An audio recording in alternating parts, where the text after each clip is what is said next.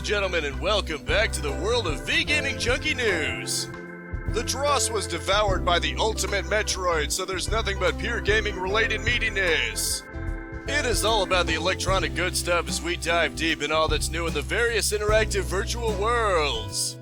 As voted on in the poll, this will have some news stories that are general entertainment rather than just video games, but it'll mostly be business as usual. So the people behind the GTA RE3 are fighting back against Take-Two's ridiculous bullying.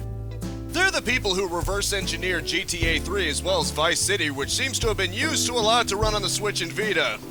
They argue that it doesn't contain any of Take-Two's actual assets, just machine code which falls under fair use.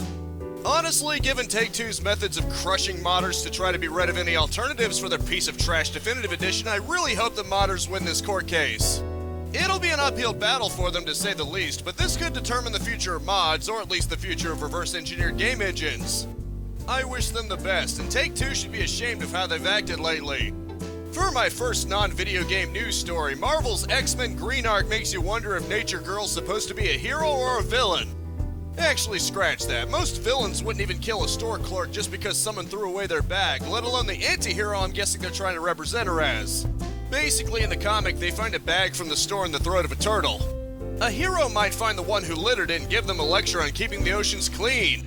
Instead, she bypasses the one who actually did it, walks up to the store clerk, and jams scissors into his throat. So, for being the guy operating the register of the store whose bag was used as litter, he had to die. Most villains wouldn't kill someone for littering, let alone the store it came from. This just goes to show the dangers of believing you're always morally justified to do whatever you want. It leads to places like this. So Masters of the Universe is a trash fire. This isn't exactly new news. For those unaware, it's the newest thing involving He-Man and the others. It was a complete bait and switch because He-Man's killed in the first episode in favor of Teela, and in part 2, Skeletor is depowered in favor of Evil Lyn. So basically, get rid of the men. He-Man does eventually come back, and Skeletor eventually gets power back, and I do place emphasis on eventually. Kevin Smith is actually surprised there's backlash to this. Given he himself has been known to heavily criticize Hollywood in the past, it's kinda weird that he would say that. Makes me wonder what he's gonna be saying once any NDAs expire. I'm guessing they won't be nearly as pretty then. I don't have much to say about this, but I will say that treating Clownfish TV like they're liars when what they reported on ended up actually being accurate, that's not a good look, Kevin. To quote Telltale Games, silence is a valid option. Too bad far too many of you are too stubborn to actually take it. So it seems Apple finally cares for once. No, not about their customers. You're all just walking ATMs to them. What I mean is they actually care about their dwindling image. They're finally going to offer replacement parts for iPhones. Well, 12 and 13 anyway. Supposedly they'll be expanding to MacBooks too.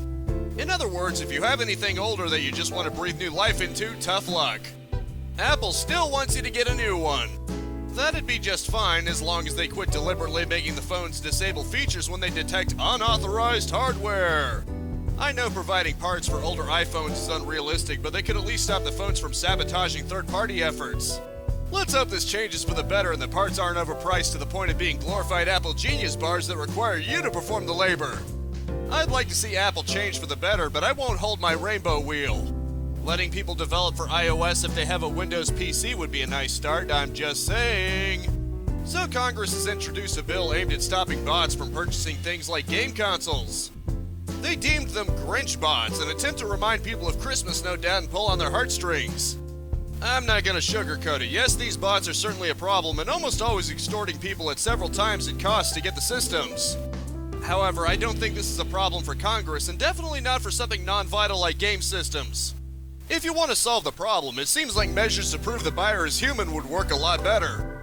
The internet's plagued with these little captchas and other methods. Surely enough of them would at least discourage bots. Or, quit being part of the problem by buying PS5s at several times the cost. Do you really need it that badly? I hesitate to make anything an actual federal law because it just means more control. If it can be solved in the private sector, go for that instead. Back on the subject of Take-Two's colossal failure, it seems they were forced to do something to even remotely salvage face from the Definitive Edition. Rockstar's putting back up the original PC versions of the GTA trilogy to buy. They still had to jaw something up though because it's only on their launcher, not on Steam. Not to mention, that's still a pretty scummy tactic in general to remove the originals from purchase just to peddle your rushed-out-the-door definitive editions. It's almost like they knew people wouldn't actually want them, and so along with stifling modders, sought to make it the only game in town. Well, congratulations, Take-Two, but I'm not overlooking your actions. You may have thrown half a bone since you couldn't even be bothered to put them back on Steam, but it doesn't change all the terrible things you've done and are still continuing to do. If you like Take-Two, though, that's your call, and I won't mock any of you for it. Well, for all their faults, at least Bethesda doesn't usually go after people for modding. Probably because without modders, a lot of their more recent games would fall apart, aka Fallout 76. The reason I say this is because there's a fan effort to recreate the original Fallout 3. If you're confused by the lack of first or third person action, it's because Fallout 3 was originally going to be like the first two, just with 3D graphics. This was before Bethesda bought the rights to it, of course. Fog of War and the auto map were the latest things to be made functional, and amazingly, Bethesda hasn't actually tried to sue anyone over it yet. Is this going to be the throw shade on Take-Two hour? You better believe it is. They deserve it and then some. Props on Bethesda for not being nearly as bad, at least in some ways. It'll be interesting to see how similar it is to Bethesda's actual Fallout 3. Speaking of tinkering, Zelda Ocarina of Time was decompiled by fans. The people involved, however, have made it clear that they have absolutely no plans to use this to port Ocarina of Time over to PC, and that any efforts to do so won't have anything to do with them. I can sort of see why they'd have to say that to keep Nintendo's lawyers off their backs. Apparently researching glitches and being capable of modding the original game was their motivation, which works out just fine for me. I wonder how long it'll be before someone replaces Ganondorf with Thomas the Tank Engine.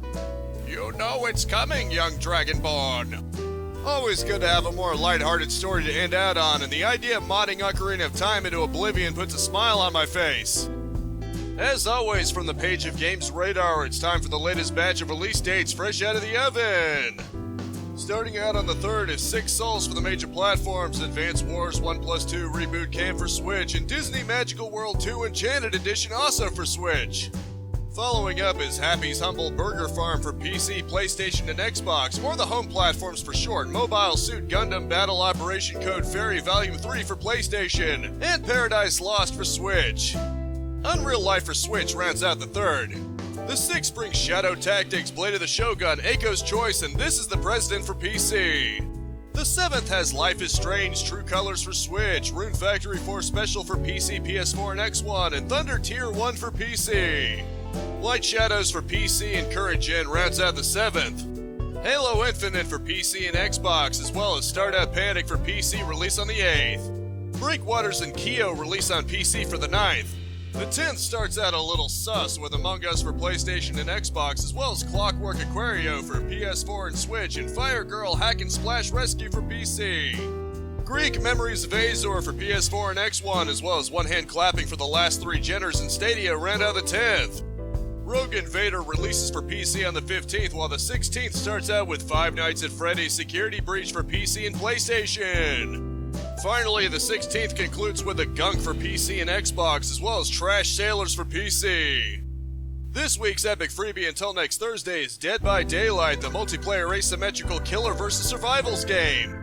There's a second one, of course, called Wild True: Learn parentheses. Apparently it's a game about translating cat into human because your cat happens to be good at neural networks. And as always, that rounds out this news week. I hope you enjoyed and were well enough informed. As always, I Let's Play every single day, 10 a.m. and 2 p.m, live stream Mondays and Fridays unless otherwise specified at 4:30 p.m, and I swap between game reviews and game news videos Sundays at 6 p.m. That's Eastern Standard Time, of course. You can always subscribe and rave and beak that bell icon if you don't want to have to worry about keeping track of time zones. A like is always appreciated for the algorithms, but I just hope you genuinely enjoyed it, and that is it for now. Thank you so much for tuning in with me. Spread this video around like the hyper beam, and I'll see you next time. Capitalize on life, peace out, have a good one, and I'll see you next week.